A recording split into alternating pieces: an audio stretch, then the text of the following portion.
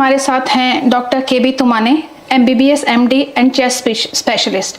Doctor BRC की team में बहुत लंबे समय से हमारे साथ जुड़े हैं और आप सब लोग भी जो हमें काफ़ी समय से हमारे साथ जुड़े हुए हैं वो उनसे बहुत अच्छी तरह से वाकिफ़ होंगे। किस तरह से कोरोना काल में उनकी हेल्प से हमने ओवरकम किया है, हमारे बहुत सारे सेमिनार्स में उन्होंने पार्टिसिपेट किया है तथा हमारे मिशन को आगे ले जाने में इनका भी एक बहुत बड़ा सहयोग रहा है। तो आज डॉक्टर तुमाने हमारे साथ हैं, वो हमें आज एंटीबायोटिक्स के बारे में बताएंगे कि क्यों antibiotics should be avoided at any cost. तो सर, स्वागत है आपका।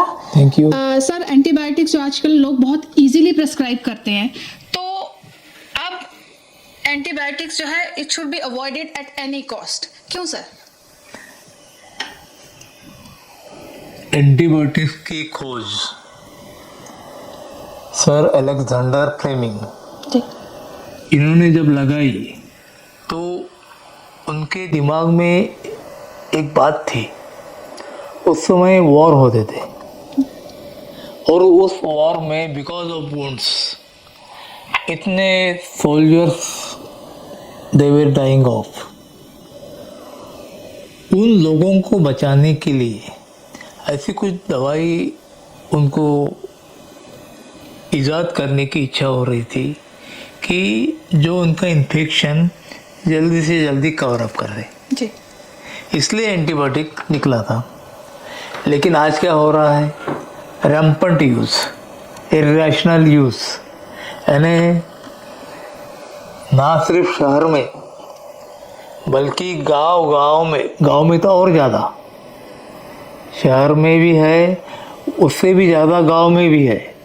कोई भी अपना एंटीबायोटिक लिख के दे देगा, जी जी जी, और ये ले लो आप, इससे हो जाएगा।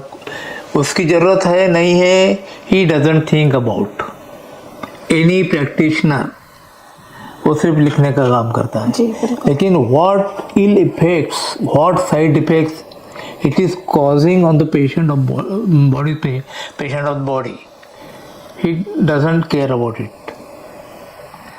वो एक्चुअली जब एंटीबायोटिक हम लेते हैं अंदर जाता है और वो अपने पेट में जाने के बाद में पूरा एडवांटेज कर रहा है कि कुछ डिसएडवांटेजेस भी कर रहा जी। ये तो होता ही है। और आज जो हो रहा है कि एडवांटेजेस मिल गए, वो 7 दिन पे इन्फेक्शन चला गया उसको लगा कि patient is okay, he is not feverish, बुखार चला गया, हो गया।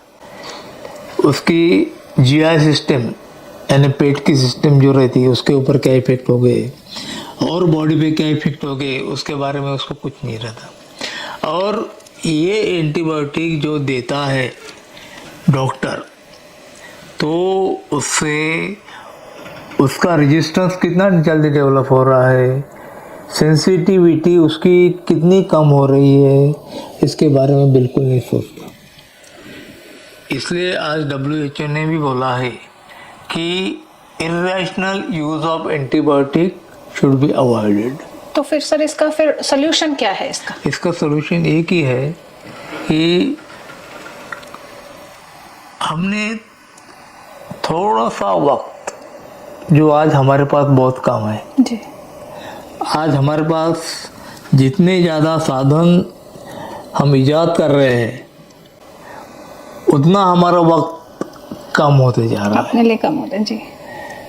पेशेंट जब आता है हमारे पास में तब हमने सोचना चाहिए कि भाई इसको 1-2 दिन हम थोड़ा वेट कर सकते क्या, कि हमें सिर्फ इसको दिखाना है कि कितनी जल्दी अच्छा कर दिया, सिर्फ यही दिखाना है क्या कि वो पेशेंट को अच्छा सचमुच ही करना है, उसको कोई तकलीफ ना हो, उसको कोई इफेक्ट्स ना हो, ये देखना है। This is important.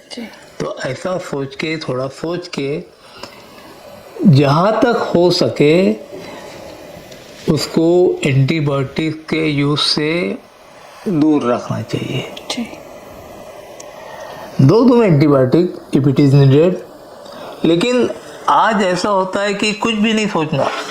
आया पेशेंट, मेरे पास सिर्फ 1 मिनट है, 1 मिनट भी नहीं है एक पेशेंट के लिए, आधे मिनट में मुझे लिख के उसको भगा देना है। ठीक है। तो सर अगर हमें घर पे ही इसका इलाज करना, अगर हमने जाना ही नहीं है वहां तक, उसी को ही अवॉइड करना है, तो हम इसको घर पे ही हम इसको कैसे कर सकते हैं? देखिए, मैंने 28 साल डिप्टी डायरेक्टर की हैसियत से सर्विस की है जी।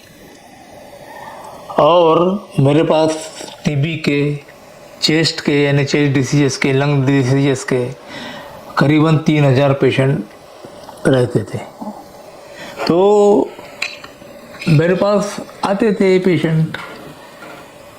अब मैं पहले तो उनको एंटीबायोटिक मैं भी देता था, अच्छा। मैं भी यूज़ करता था, नॉट रैम्पेंटली, मगर करता ही था। फिर मैं सोचने लगा कि ये आज ये एंटीबायोटिक दे रहा हूँ, कल वो एंटीबायोटिक दे रहा हूँ, उसको इफेक्ट क्यों नहीं आ रहा, why is not getting results. तो मेरे दिमाग में एक बात आई कि ये अपना जो भारतीय इलाज है,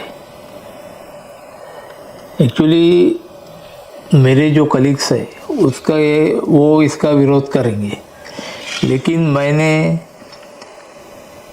कौन क्या बोलेगा इसके ऊपर कोई ध्यान नहीं दिया। मैंने टर्मरिक यानी हल्दी पाउडर जी। उसका यूज करना चालू किया और यानी टू द मिरेकल मैंने ये पाया कि जो बड़े बड़े 3rd जनरेशन एंटीबायोटिक्स, उसको जो इन्फेक्शन रिस्पॉन्ड नहीं कर रहा था, वो इन्फेक्शन ये मेरे टर्मरिक हल्दी पाउडर से अच्छा होने लगा। और दूसरी बात, कोरोना आया 2019 में आया, जी।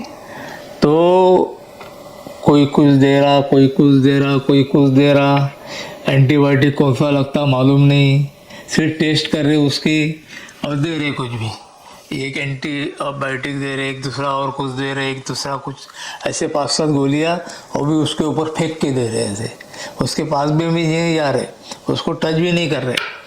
तो मैंने उन लोगों को, जैसा हम एंटीबायोटिक दिन में 3 बार 7 दिन तक देते थे, वैसा ही टर्मरिक पाउडर 2.5 ग्राम दिन में 3 बार 7 दिन तक देना चालू किया।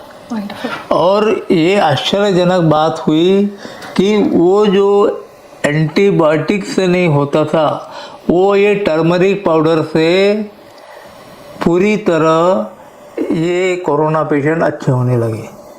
और ना सिर्फ अच्छे होने लगे, कोरोना पेशेंट में जो पहले इन्फेक्शन गले में रहता है, 2-3 दिन के बाद में नीचे उतरता है लंग्स में और निमोनिया हो जाता है और फिर बाद में सीरियस हो जाता है, मर जाता है। ये जो कॉम्प्लिकेशन था ये टोटली प्रिवेंट हो गया एंटीबायोटिक से, है अपने टर्मरिक से, सॉरी जी। यानी टर्मरिक देने के बाद में किसी भी पेशेंट को ये निमोनिया डेवलप नहीं हुआ, किसी भी पेशेंट को। इवन मेरे खुद की लड़की को जब हो गया था कोरोना इन्फेक्शन, तो भी मैंने यही यूज़ किया और उसको भी कोई कॉम्प्लिकेशन नहीं हुआ, कोई निमोनिया नहीं हुआ, कोई LRI नहीं हुआ। ये सबसे बड़ी बात जी। इसलिए मैं ये बोलता हूँ कि हम जो ये हुआ इन्फेक्शन, थोड़ा सा दे दो एंटीबायोटिक, ये बंद करना चाहिए। सर एंटीबायोटिक्स के वजह से क्या क्या नुकसान होते हैं, और अगर इतना नुकसान है तो ये डॉक्टर्स क्यों इसको इतना प्रिस्क्राइब करते हैं? एंटीबायोटिक्स क्या है, वो एक दवाई है, एक जहर है। अब कैंसर पेशेंट में भी कीमोथेरेपी देते हैं, क्या है वो, एंटीबायोटिक ही है। पहले ही वो सेल जो है, वो सेल खराब हो गई है, उसकी इम्यूनिटी ख़त्म हो गई है, उसको तुम एंटीबायोटिक दे रहे हो, कीमोथेरेपी दे रहे हो, तो उसकी इम्यूनिटी जो है उसकी खराबी कम होगी कि ज़्यादा होगी, और वो अच्छा होगा कि और बिगड़ेगा? जी जी जी, बिगड़ेगा। बेकार चीज़ है ये। हम किसी भी पेशेंट को देते हैं, कैंसर पेशेंट को देते हैं, इससे वो पेशेंट दुरुस्त नहीं होगा। उसमें और जो कुछ उसको सिम्टम है, जो कुछ उसको साइन है, वो और बढ़ेंगे और उसकी तबीयत बिगड़ेगी। तो ऐसा इन्हें बराबर यदि सोच के हमने दिया और ये रैम्पेंट यूज जो है आज एंटीबायोटिक का, इसके ऊपर थोड़ा कंट्रोल किया तो हम आज जो इतना सारा पैसा, कितना तो भी गवर्नमेंट का पैसा लगता है, हमारी इकोनॉमी कितनी तो भी उससे अफेक्ट होती है, वो काफ़ी अच्छी हो जाएगी, ऐसा मेरा सोचना है। जी सर, तो आपने जैसे डोसेज का बताया कि हल्दी पाउडर को 2.5 ग्राम लेना है, तो ये पानी के साथ लेना है, गुनगुने पानी के साथ? 2.5 ग्राम पाउडर है ना, आधा चम्मच पाउडर निकल लो उसको और पानी पी लो। और कच्ची हल्दी भी हम यूज कर सकते कच्ची हैं? हल्दी कोई कुछ करने की जरूरत नहीं है, वो वैसे ही चबा लो। बस सिर्फ ऐसी यानी जबान पे रख दी, थोड़ा पानी ले लो, खत्म। टैबलेट की तरह जी। It is more simpler than your antibiotics, और तुम्हारे बॉडी में कोई इफेक्ट नहीं, कुछ नहीं। जी, तो ये हम किसी भी इन्फेक्शन के लिए we can use, not just chest ही नहीं, इसके अलावा नहीं। अभी तो मैंने कुछ इन्फेक्शन देखा है, लेकिन URI यानी अपर रेस्पिरेटरी ट्रैक इन्फेक्शन, ये तो बिल्कुल अच्छा होता है। फिर बाद में कोरोना में मैंने देखा है बिल्कुल अच्छा होता है। और थोड़ा सा बारीक छोटा सा इन्फेक्शन है, स्किन इन्फेक्शन, जिसमें मैंने यूज़ किया उसमें बिल्कुल अच्छा होता है। तो हम और जो भी इन्फेक्शन है उसमें ट्राई कर सकते हैं इसको। जी जी जी जी जी, thank you sir, thank you so much for enlightening us. Thank you. तो ये थे doctor Tumane, X ray specialist, chest specialist, जिन्होंने महाराष्ट्र गवर्नमेंट में कितने साल काम किया सर आपने as a director? 28 years he's worked in the TB department specifically, right? And he has cured more than 3,000 patients he has handled, और उन सब में इन्होंने हल्दी का as an antibiotic handling up to 3,000 patients. Every year 3,000 patients, and he's been handling it for 28 long years. That's a long time, sir. Thank you for coming with us and sharing your valuable advice. Thank you. And this is Dr. Thank Tumane you. for us.